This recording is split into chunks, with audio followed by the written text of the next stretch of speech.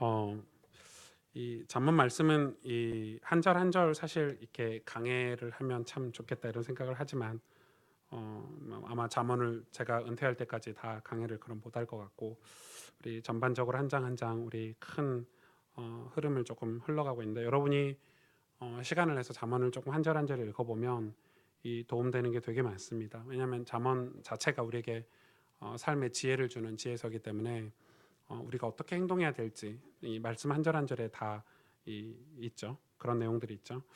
뭐 예를 들어서 23절 같은 거는 모든 수고에는 이익이 있죠. 입술의 말은 궁핍을 이룬다. 이 말로 다 까먹는 사람들 있잖아요. 그래서 수고해놓고 제가 이렇게 이래서 이런 걸로 말로 다 까먹는 사람들 있죠. 저는 이런 말씀들이 제가 뭐 스텝으로 일을 한다든지 어떤 이 공동체 안에서 어떤 일을 섬길 때 이런 말들이 이런 잠언 말 한 절 한 절들이 저한테 되게 많은 지혜를 가져다 주는 거죠. 우리는 우리의 의를 드러내려는 본성이 있기 때문에 그를 드러내려는 본성을 이 잠언을 통해서 그걸 꼭 드러내지 않더라도 하나님이 우리의 삶을 행동을 다 보고 계시구나. 그리고 위에 지혜로운 지도자들도 우리의 행동과 우리의 말들을 다 살펴보고 있구나. 이런 것들을 잠언을 통해서 확신을 갖게 되는 거죠. 그러면 우리가 하나님 앞에서 하는 행동들, 또 우리가 우리 직장과 우리 가정에서 하는 행동들이 하나님은 보고 계시는 것처럼 그 앞에서 정직하게 행하고 공의롭게 행함들이 반드시 열매가 있다는 사실을 성경은 말하고 있는 거죠. 이 오늘 이 14장의 이제 중요한 골절은 미련한 자에 대한 골절인데 미련한 자가 어떻게 미련한 자라고 설명하고 있죠? 영원한 세계를 모르는, 그러니까 이 영적인 지혜가 없는 사람을 미련한 자라고 표현을 하고 있어요. 당연하죠. 이 6절 7절에 보니까 영적인 지혜가 없다는 거예요. 이 거만한 자는 지혜를 구하여도 얻지 못한대요. 근데 이 지혜가 영적인 지혜가 없는 사람인데 이 지혜가 어떤 사람이 이 지혜를 얻지 못하냐면 교만하고 거만한 사람이 이 지혜를 얻지 못한대요. 그래서 기본적으로 여러분 이 성경이 이야기하는 게 무엇입니까? 그 거만과 교만 그 죄라고 설명을 하고 있죠.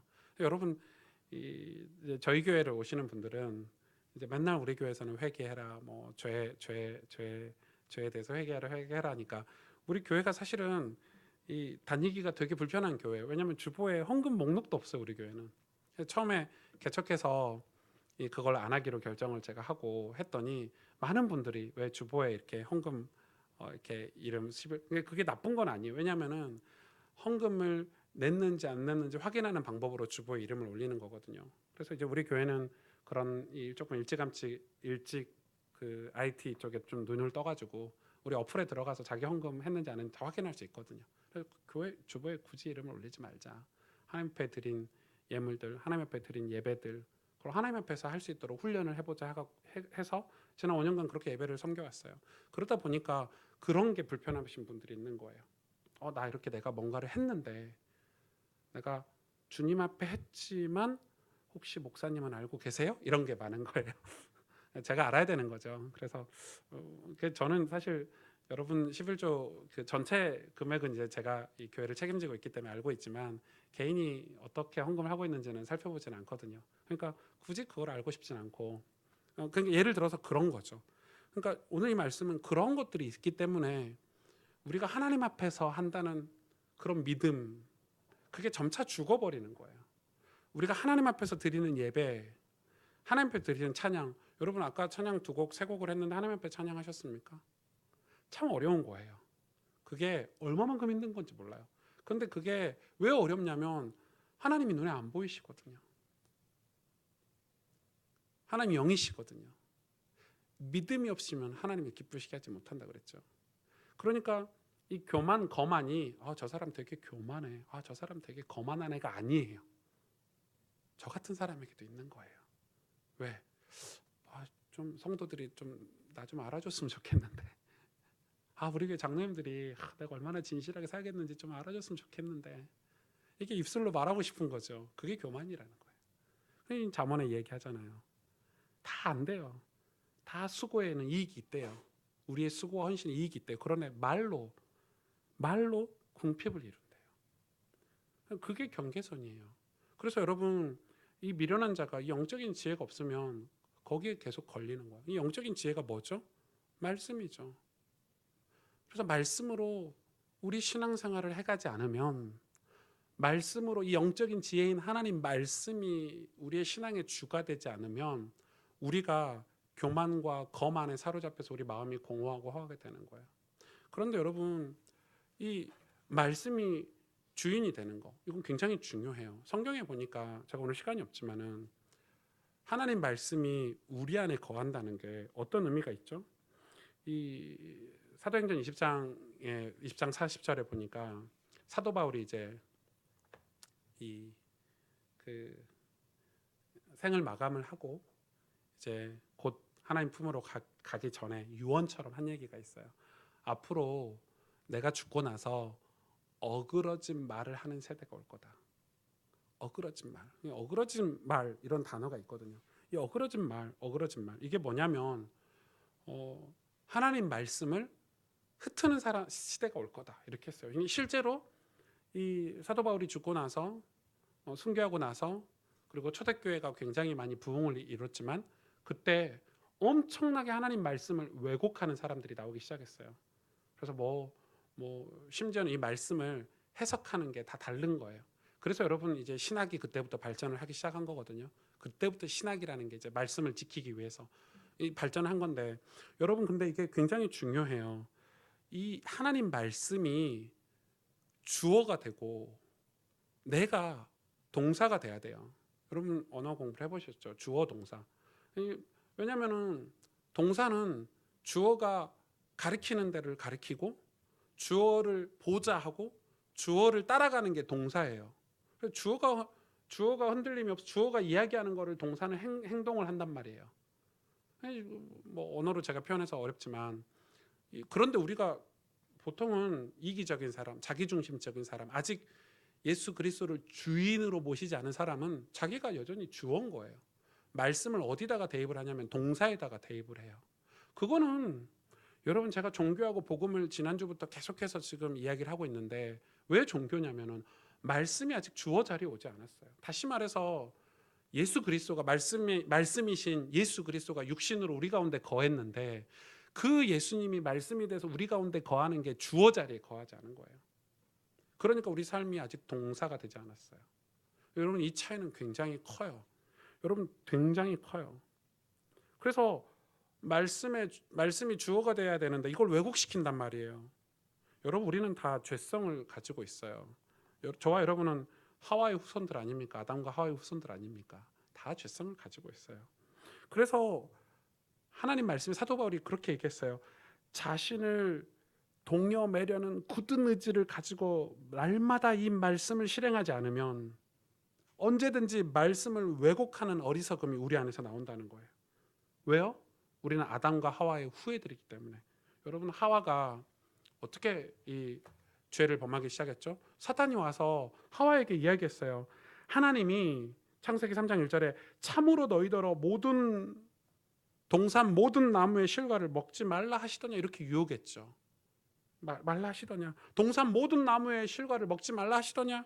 그랬더니 하나님께서 뭐라고 얘기해 주셨죠? 그거에 대해서 분명히 아담과 하와에게 얘기를 하셨어요.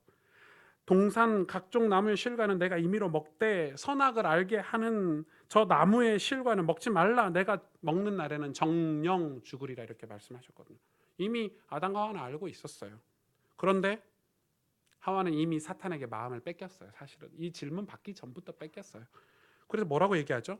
동산 나무의 실과를 우리가 다 먹을 수 있다. 그런데 저 동산 중앙에 있는 저 나무의 실과는 하나님 말씀에 너희는 먹지도 말고 만지지도 말라 너희가 죽을까 하노라 하셨느니라 이렇게 답변했단 말이에요.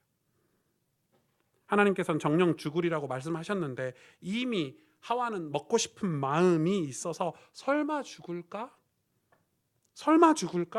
그렇게 생각하고 하나님 말씀을 뒤집어 버린 거예요. 하나님 말씀 뒤집은 거거든요. 그게 죄예요, 여러분. 말씀 뒤집어 버렸어요. 이미 말씀은 끝났어요. 죽는다 먹으면 죽음이다 했는데 죽을까 하노라고 뒤집어 버린 거예요. 우리가 그 하와의 후예들이에요, 여러분. 그게 우리의 모습이에요, 본성이에요.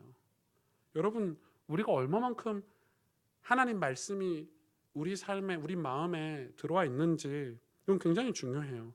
그래서 좀 어렵지만 어떤 사람들은 내가 지금 하나님 말씀을 붙잡고 말씀 운동도 하고 말씀도 전하고 성경도 읽고 내가 말씀을 얼마나 열심인 줄 아냐.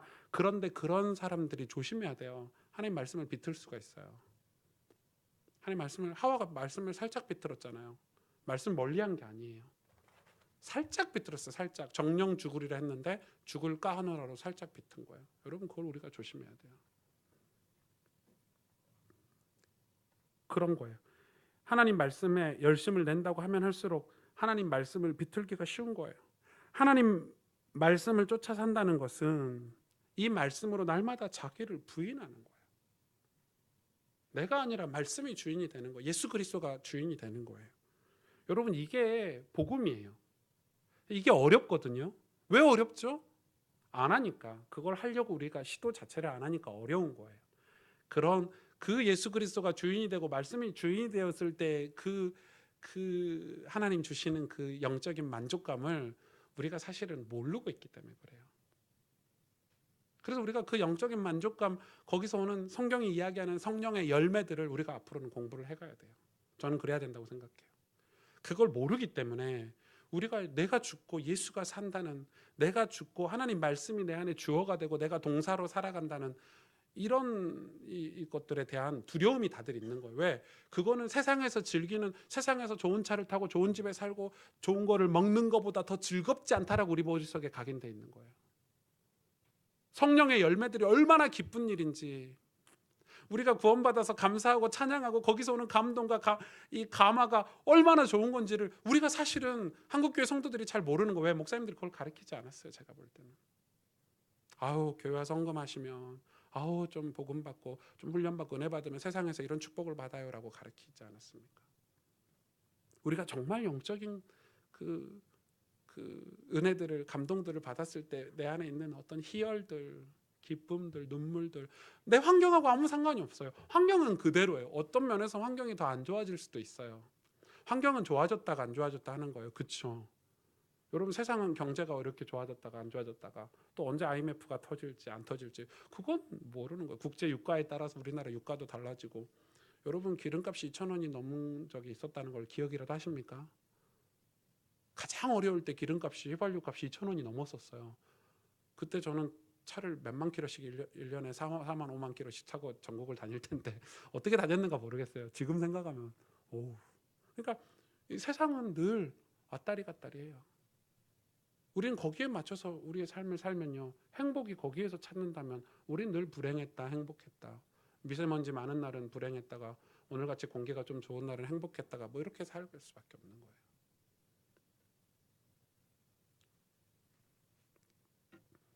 이게 왜 중요하냐면, 오늘 잠언서에서 얘기를 하는 거예요. 이게 왜 중요하냐면, 오늘 보니까 10절에 보세요. 마음의 이 고통은 자기가 알고 마음의 즐거움은 타인이 참여하지 못하느니라. 이게 무슨 얘기를 하려고 하냐면, 이 잠언서에 지금 중요한 흐름만 얘기를 할게요. 마음을 얘기하고 있거든요. 내 마음의 고통을 누가 알겠어요? 내 마음의 즐거움을 누가 참여할 수 있겠어요? 내 마음이 굉장히 중요한데 이 마음이 굽어지지 않고, 이 14절에 보세요. 14절에 어리석은 자는 온갖 말을 믿으나 슬기로운, 아니죠, 14절에 마음이 굽은 자는 자기의 행위로 보응이 가득하겠고 선한 사람은 자기 행위로 그러하리라. 여기서 마음이 굽은 자가 나오죠. 어리석은 자를 마음이 굽은 자라고 표현을 해요. 다시 말해서 이 마음에, 지난주에 우리가 한 3주 전인가 말씀을 나눴죠. 시온의 대로가 있는지 없는지. 이 마음에 하나님 말씀으로 예수 그리스도로 말미암아 어떤 시원하고 뻥 뚫린 것 같은 하나님과의 살아있는 관계가 있지 않으면 우리 마음은 굽어지게 돼 있어요. 마음은 병들게 돼 있어요. 왜? 병 안 들어야지가 아니라 병이 들 수밖에 없는 세상에 우리가 지금 살고 있잖아요. 죄악이 관영한 세상에 살고 있잖아요. 모든 것이 희망이 없는 세상에 살고 있잖아요. 여러분, 연예인 좋아하시죠? 제가 몇 번 이야기해요. 저는 요즘 되게 멘붕이 와요. 와, 빅뱅이 저렇게 무너지는구나. 와, 이제는 지난주에 보니까 이 누구죠? 나 혼자 산다의 두 MC가 교제했다가 이제 헤어졌다고 발표했다. 내가 볼 때는 진작 헤어진 것 같아. 근데 프로그램을 위해서 쇼윈도 연인처럼 이렇게 있다가 이제 발표를 한 거죠. 때를 봐서. 그게 세상이에요, 여러분. 우리는요, 내 모습 보면 희망이 있습니까?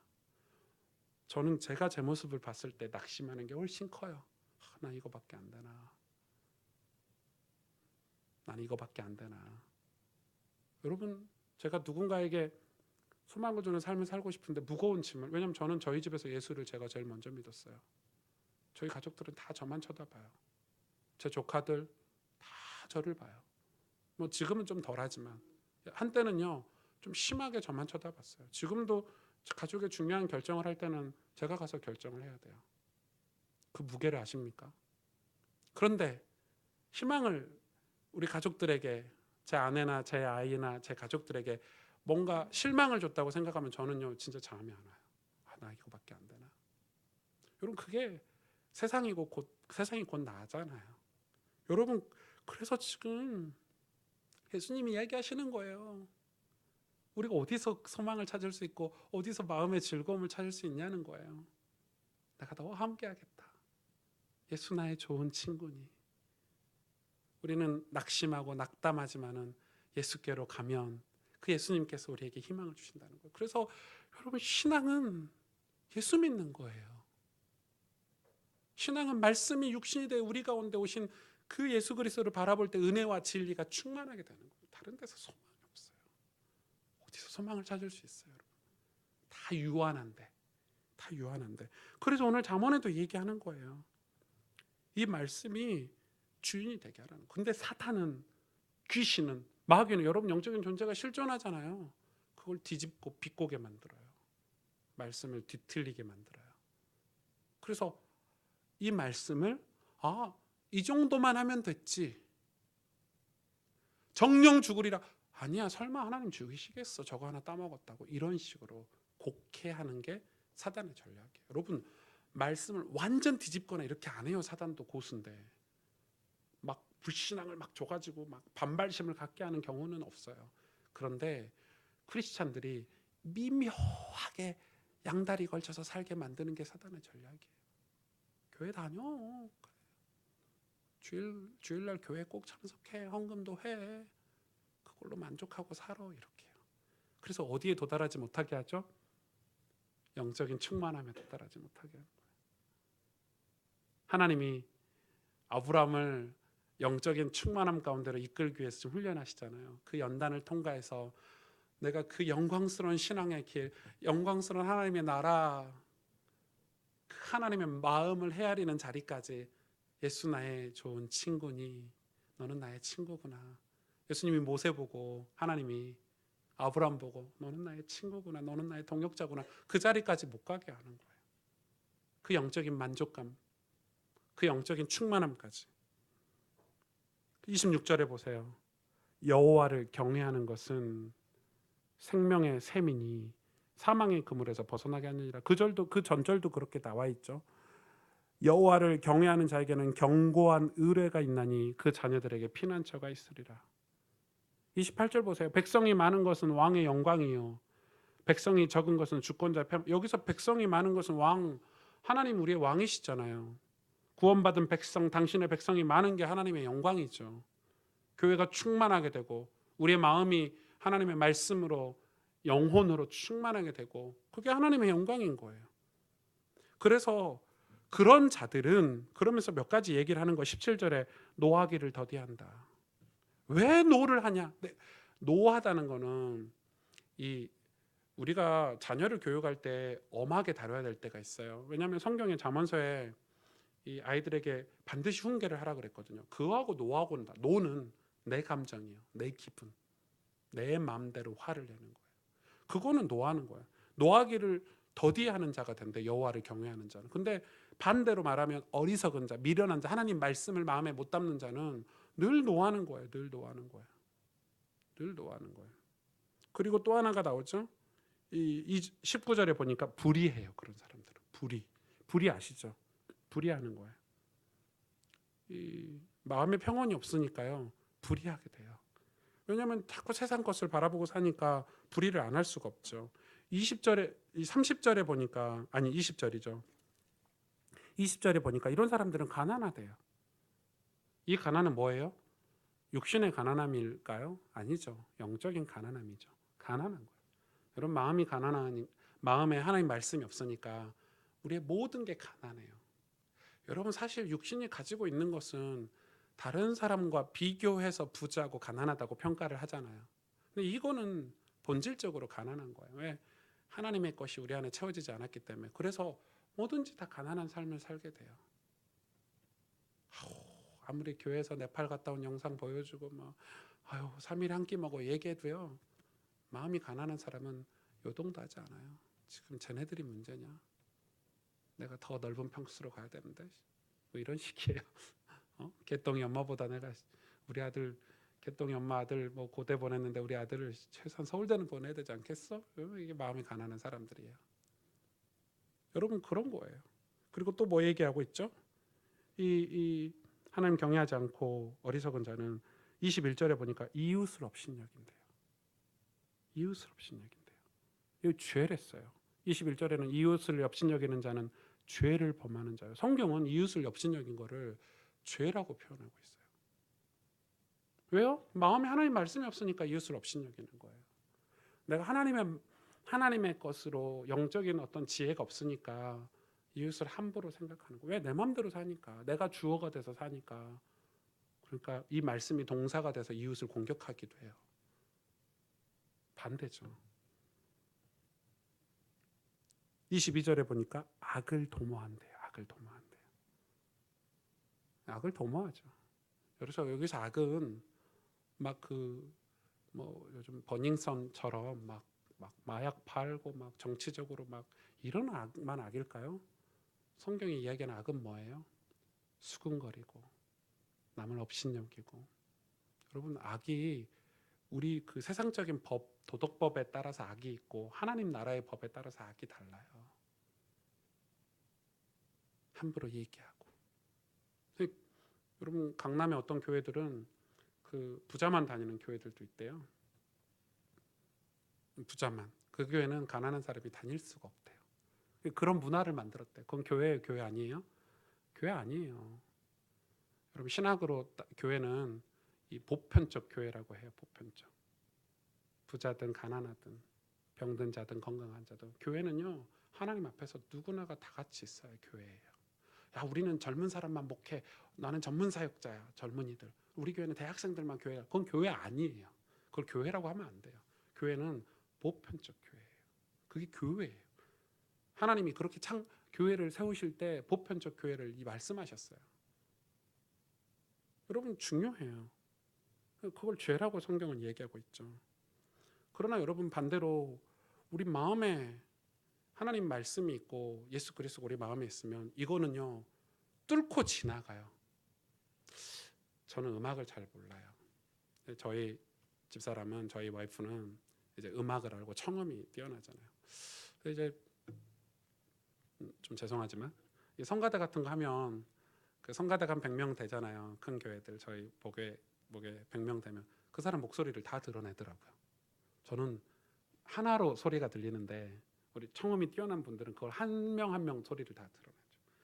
근데 이제 주로 이제 음치들이 다 뚫고 나오죠.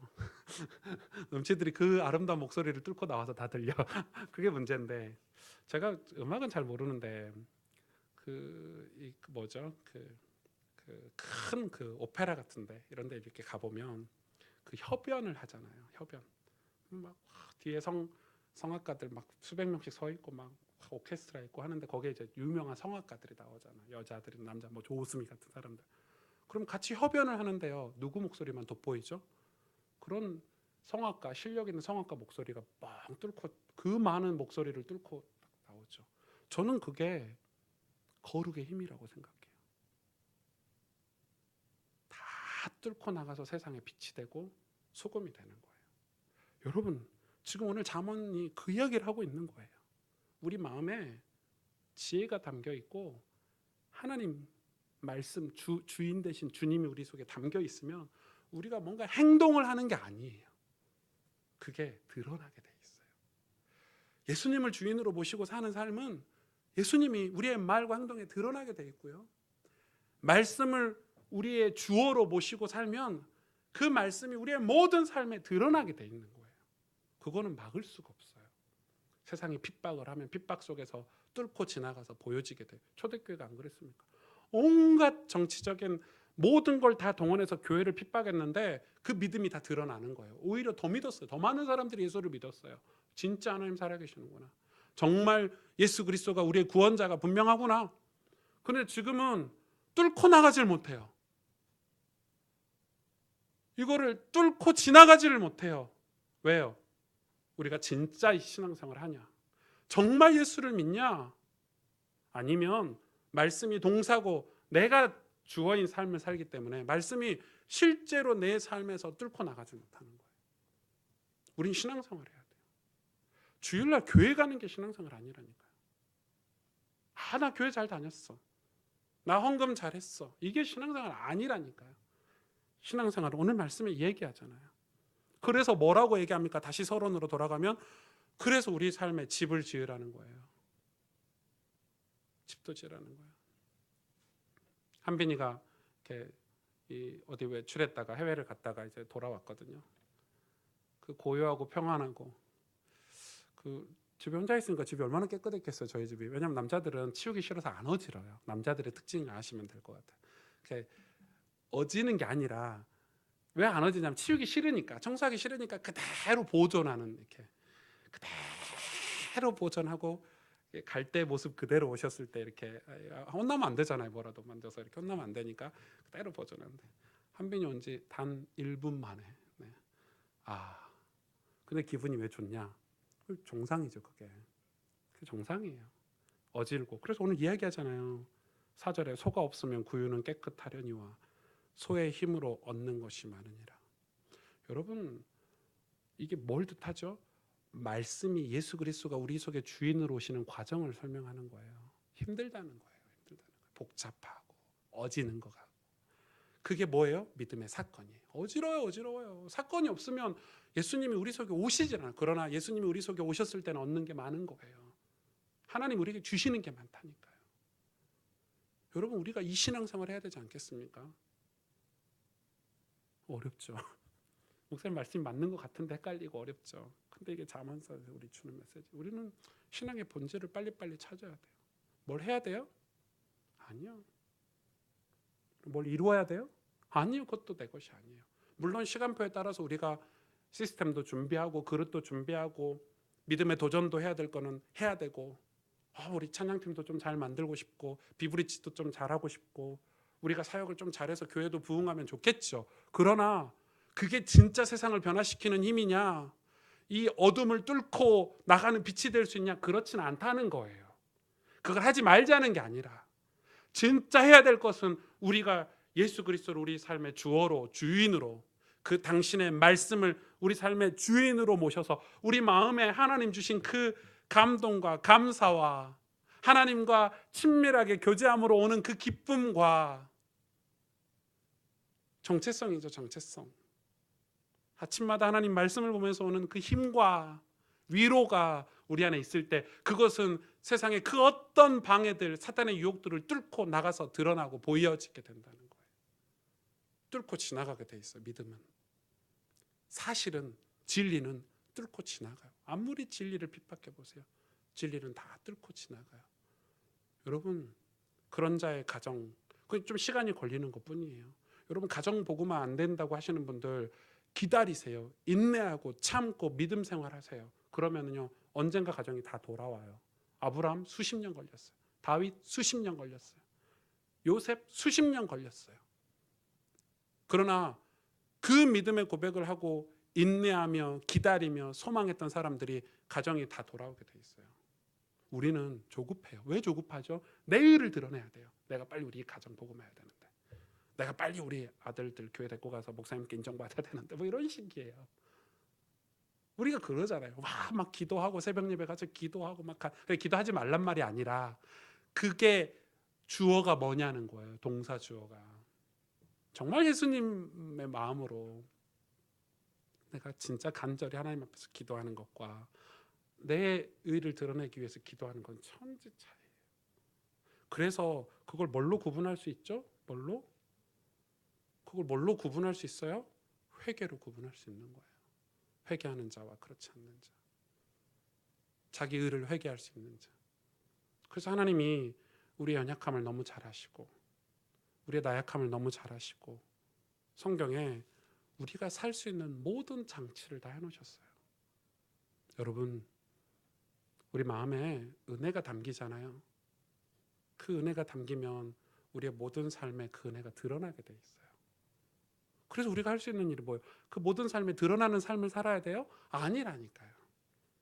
그렇게 살지 않아도 드러나요. 여러분, 남을 미워하는 마음도 내가 예수님께 은혜를 받으면 나 안 미워야지 해도 그 다음날 미워져요. 그게 인간의 본성이라니까요. 그런데 은혜를 받고 내 모습을 보니까 저 사람이 나보다 훨씬 나아. 아유, 귀하네. 이렇게 되는 거예요. 저도 그래요. 제 말이 얼마나 옛날에는 험했는데요. 예수 안 믿었으니까. 험한 말이 다 바뀌더라고요. 제 말이 바뀌고 변화되는 거. 왜요? 마음이. 그래서 우리는 마음을 들여다보는 사역을 해야 되는 거예요. 우리의 마음을 들여다보는 신앙생활을 해야 되는 거예요. 여러분 말씀을 들을 때도 여러분이 집에서 예배를 드리거나 가정에서 사역을 할 때도 마음을 은혜를 우리는 진실하게 신앙생활을 해야 돼요. 마음을 다 놓치잖아요. 다 우리의 모든 교회 사역이 다 외향적인 거가 돼버렸어요. 아니요. 우리 찬양 인도자가 하나님 앞에서 진심으로 찬양을 했을 때 그거는 역사 안에 이미 있는 거예요. 있는 거예요. 마음이에요. 전부 마음이에요. 왜요? 하나님 살아계시니까.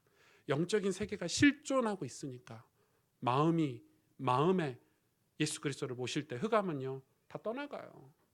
빛 대신 예수 그리스도를 우리 마음에 모실 때 우리가 무별의 삶을 살 수 있는 거예요. 오늘 말씀을 여러분 기억하시고 그래서 여러분 교회의 특징 중에 하나가 거룩성 아닙니까? 교회는 거룩성을 잃어버리면 교회가 사라지는 거예요. 거룩은 다 뚫고 지나가요. 우리가 뭘로 세상에 자랑할 수 있는데 여러분 우리가 무엇으로 세상에서 빛을 전할 수 있는데요.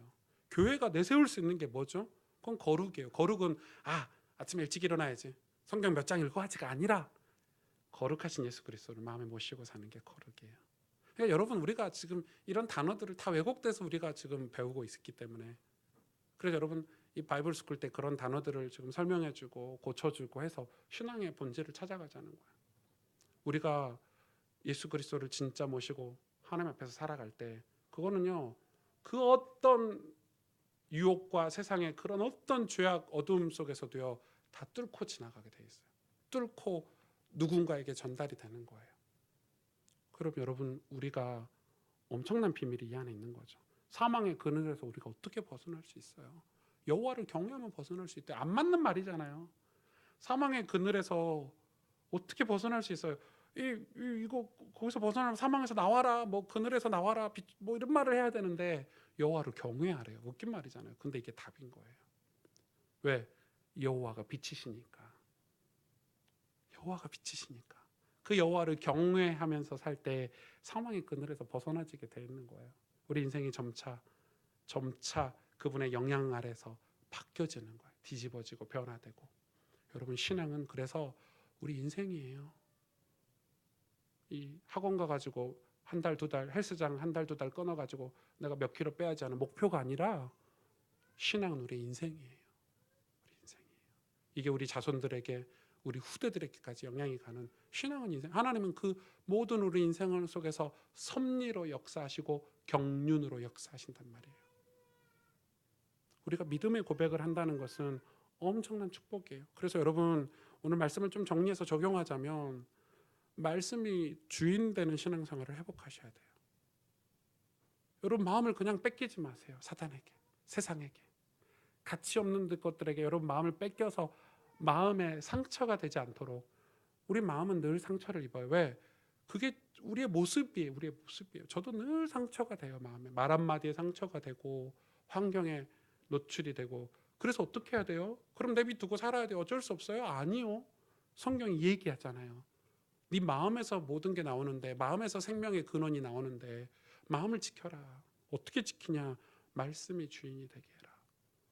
그냥 말씀을 마음에 담아라 이렇게 얘기 안 했어요. 오늘은 말씀이 주인 되게 하래요. 주어가 되게 하래요. 왜요? 말씀은 예수 그리스도니까. 예수 그리스도의 말씀을 우리 마음에 담는 그걸 위해서 우리가 뭐 묵상일기도 써보고 우리가 포럼도 하고 지교회도 하고 이런저런 사역을 하는 거지. 그게 본질은 아니에요. 우리의 본질은 예수님을 마음에 모시는 거예요. 그 예수님과 살아있는 관계를 회복하는 거예요. 여러분 그게 진짜 중요한 오늘 메시지예요. 그런 자들은 우리 삶이 바뀌어요. 그래서 마음이 구분자가 되면 안 돼요. 왜? 겉보기에는 멀쩡한 길인데 12절에 그러잖아요. 겉보기엔 사람들이 보기에는 바르게 보이지만 필경은 사망이래요. 마음 안 들여다보면 그렇게 우리가 세상 거에 속는 거예요. 와, 저 사람 대단하네. 야, 저 사람 성공했대. 야, 저 사람 좋은 대학 나왔대. 야, 저 사람 돈 많이 번대. 와, 저 사람 진짜 대단하다. 아니요. 하나님은 그 겉보기에 관심이 없어요. 왜요? 마음은 지옥 가잖아요. 마음은 어디로 가요? 마음은 우리가 구원받는 게 뭐예요? 영혼이 구원받는 거예요. 우리 영혼이 향하는 것. 거기 우리의 육신도 우리의 삶도 따라가게 돼 있잖아요. 그래서 여러분 마음을 들여다보셔야 돼요. 마음에 하나님의 은혜가 있는지 없는지, 하나님 내 마음에 어떤 위로를 주고 계시는지, 내가 말씀으로부터 어떤 영향을 받고 있는지, 그게 우리 신앙생활에 아주 중요한 거라는 거죠. 같이 기도하겠습니다.